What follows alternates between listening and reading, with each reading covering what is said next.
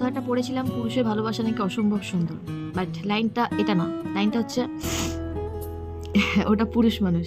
তুমি যদি কোনো কাপুরুষের সঙ্গে থাকো তাহলে তোমাকে প্রতিটা মুহূর্তে রাত দিন এক করে আসলে কাঁদতে হবে।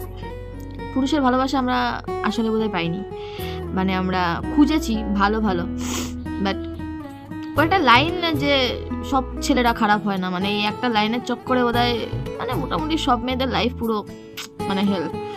আমরা ভালোবাসি কোনো ছেলে বা মেয়েকে, মানে আমরা কখনো বলি না যে আমি একটা পুরুষকে ভালোবেসেছি, কখনো বলি না আমরা একটা নারীকে ভালোবেসেছি।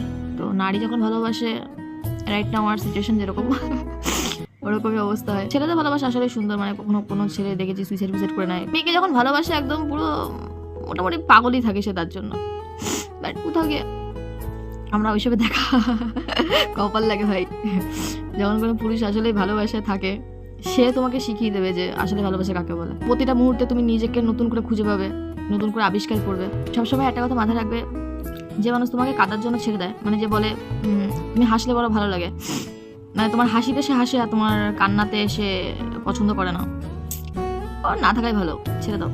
10 বছর পরে হলেও কাঁদতে হবে, আজকেই কেঁদে নাও, কি যায় আসে। সময় যত যাবে তত বেশি অ্যাংজাইটি, ডিপ্রেশন, টেনশন।